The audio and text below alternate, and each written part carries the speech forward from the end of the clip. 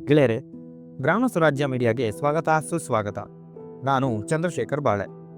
ಈ ಸಂಚಿಕೆಯಲ್ಲಿ ಶ್ರೀ ನರೇಂದ್ರ ಮೋದಿಯವರು ಬಯಸಿದಂತೆ ನಮ್ಮ ದೇಶದ ಆಗು ಹೋಗುಗಳನ್ನು ನಿಯಂತ್ರಿಸುವಲ್ಲಿ ಯಶಸ್ವಿಯಾಗಿದ್ದಾರೆ ಎಂದೆನಿಸುತ್ತಿದೆ.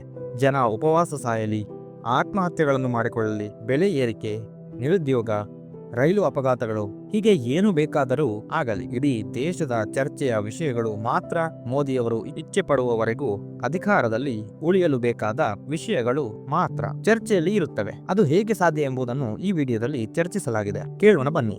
ಉದಾಹರಣೆಗೆ, ದೇಶದಲ್ಲಿ ಬಿಸಿ ಬಿಸಿಯಾಗಿ ಚರ್ಚೆ ಮಾಡುತ್ತಿರುವ ಪ್ರಸ್ತುತ ವಿಷಯವೇನು? ಬಿಹಾರ ಚುನಾವಣೆಯಲ್ಲಿ ಹೊಸದಾಗಿ ಮತದಾರರ ಪಟ್ಟಿ ತಯಾರಿಸುವ ಕುರಿತು ಚುನಾವಣಾ ಆಯೋಗ ತೀರ್ಮಾನ ಮಾಡಿದ್ದು, 1 ತಿಂಗಳಲ್ಲಿ 8 ಕೋಟಿ ಮತದಾರರ ಪರಿಷ್ಕರಣೆ ಮಾಡಲು ಮುಂದಾಗಿದೆ. ಯಾಕಿಷ್ಟು ಅವಸರವೆಂಬುದನ್ನು ಇಂಡಿಯನ್ ಎಕ್ಸ್‌ಪ್ರೆಸ್ ಹಾಗೂ ಹಿಂದೂ ಪತ್ರಿಕೆಗಳು, ವಿಶೇಷವಾಗಿ ಅಜಿತ್ ಅಂಜುಮ್ ಎನ್ನುವ ಯೂಟ್ಯೂಬರ್, ಬಿಹಾರ ರಾಜ್ಯದ ಹಾಗೂ ನಗರ ಪ್ರದೇಶದ ವಾಸ್ತವಿಕ ಪರಿಸ್ಥಿತಿಯನ್ನು ಸಮಾಜದ ಮುಂದೆ ತೆರೆದಿಟ್ಟಿದ್ದಾರೆ.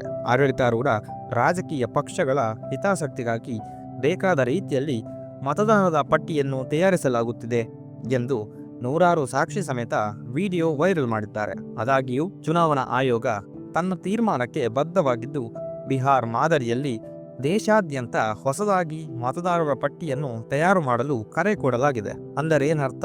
ಈ ವಿಷಯದ ಕುರಿತು ಇಡೀ ದೇಶದ ಚರ್ಚೆಯ ವಿಷಯವನ್ನಾಗಿ ಮಾಡುವುದು, ಆ ಮುಖಾಂತರ ದೇಶದ ಜನತೆಯ ಸಮಸ್ಯೆಗಳು ಚರ್ಚೆಗೆ ಬರದಂತೆ ನೋಡಿಕೊಳ್ಳುತ್ತಾರೆ. ಮೂಲತಃ ಎಲ್ಲ ರಾಜಕೀಯ ಪಕ್ಷಗಳ ಜೊತೆ ಚರ್ಚೆ ನಡೆಸಿ ತೀರ್ಮಾನ ಕೈಗೊಳ್ಳಬೇಕಿತ್ತು. ಆದರೆ ಚುನಾವಣಾ ಆಯೋಗ ಸರ್ಕಾರದಲ್ಲಿ ಆಡಳಿತಾರೂಢ ಪಕ್ಷದ ಹಿತ ಉದ್ದೇಶ ಇಟ್ಟುಕೊಂಡು ನೂತನ ಮತದಾರರ ಪಟ್ಟಿಯನ್ನು ತಯಾರಿಸಲಾಗುತ್ತಿದೆ ಎಂದು ವಿರೋಧ ಪಕ್ಷಗಳು ಆರೋಪ ಮಾಡಿವೆ. ಆದರೆ ಮೋದಿ ಸರ್ಕಾರ ಈ ವಿಷಯ ಕಾಂಟ್ರವರ್ಸಿಯಾಗಿಯಾದರೂ ಚರ್ಚೆ, ಪ್ರತಿಭಟನೆಗಳು ನಡೆಯುವುದರಿಂದವಾಗಲಿ ಲಾಭ ಮೋದಿಯವರಿಗೆ, ಇಲ್ಲವೇ ಮತದಾರರ ಪಟ್ಟಿ ಪರಿಷ್ಕೃತಗೊಂಡರೂ ಅವರಿಗೆ ಲಾಭ ಎನ್ನುವುದು ಮೇಲುನೋಟಕ್ಕೆ ಕಂಡುಬರುತ್ತಿದೆ. ದೇಶದ ಜನತೆಯ ಸುಡುವ ಸಮಸ್ಯೆಗಳು ಚರ್ಚೆಗೆ ಬರದಂತೆ ನೋಡಿಕೊಳ್ಳುತ್ತಾರೆ ಮೋದಿಯವರು. ಯಾಕೆಂದರೆ ಆ ಸಮಸ್ಯೆಗಳಿಗೆ ಉತ್ತರವೇ ಇಲ್ಲದಾಗಿದೆ. ನಿರುದ್ಯೋಗದ ಸಮಸ್ಯೆ ಬೆಂಕಿಯ ಕೆಂಡದ ಮೇಲಿನ ಕುದಿಯುವ ನೀರಿನ ಪರಿಸ್ಥಿತಿಯಲ್ಲಿದೆ.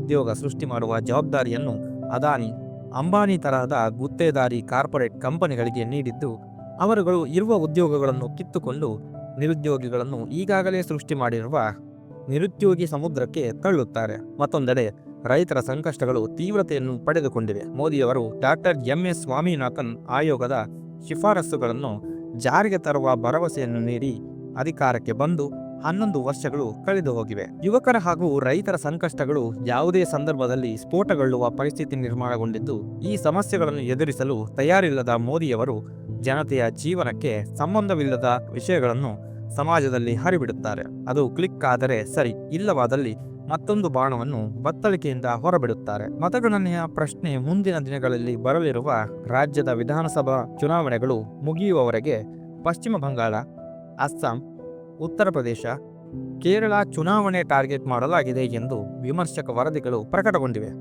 ಇನ್ನು ಮುಂದಿನ ಬಾಣದ ಪ್ರಯೋಗದ ಕುರಿತು ಹೇಳುವುದಾದಲ್ಲಿ, ಒಂದು ದೇಶ, ಒಂದು ಚುನಾವಣೆ. ಈ ಬಾಣವಂತೂ ಮಿಸೈಲ್ ತರಹ ಇಡೀ ದೇಶವನ್ನೇ ಚರ್ಚೆಯಲ್ಲಿ ಮುಳುಗಿಸಲಿದೆ. ದೇಶದ ಸಂಸತ್ ಹಾಗೂ ಎಲ್ಲ ರಾಜ್ಯಗಳ ವಿಧಾನಸಭೆಗಳಿಗೆ ಏಕಕಾಲದಲ್ಲಿ ಚುನಾವಣೆಗಳನ್ನು ನಡೆಸುವುದು.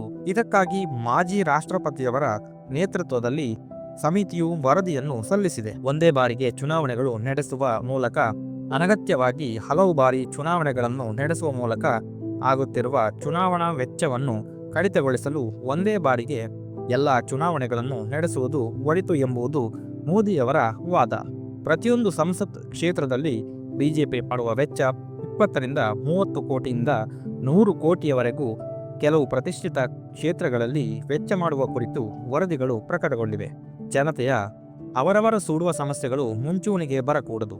ಗೋಧಿ ಮಿಡಿಯದ ಸಹಾಯದೊಂದಿಗೆ ಅಬ್ಬರದ ಪ್ರಚಾರ ಮಾಡುವ ಮುಖಾಂತರ ಜನತೆಯ ಬಾಯಿ ಮುಚ್ಚಿಸುವಲ್ಲಿ ಮೋದಿಯವರು ಯಶಸ್ವಿಯಾಗಿದ್ದಾರೆ ಎಂದು ಹೇಳಬಹುದಾಗಿದೆ. ಗೆಳೆಯರೆ, ಮೋದಿಯವರ ಬತ್ತಳಿಕೆಯಲ್ಲಿ ಇನ್ನು ಬೇಕಾದಷ್ಟು ಬಾಣಗಳಿವೆ. ಈಗಾಗಲೇ ಅದರ ಟ್ರಯಲ್ ಮಾಡಿ ನೋಡಿದ್ದಾರೆ. ಉತ್ತರ ಭಾರತದ ವಿರುದ್ಧ ದಕ್ಷಿಣ ಭಾರತ ಹೋರಾಟಕ್ಕೆ ಇಳಿಯುವ ಲಕ್ಷಣಗಳನ್ನು ನೋಡಿದ್ದಾರೆ.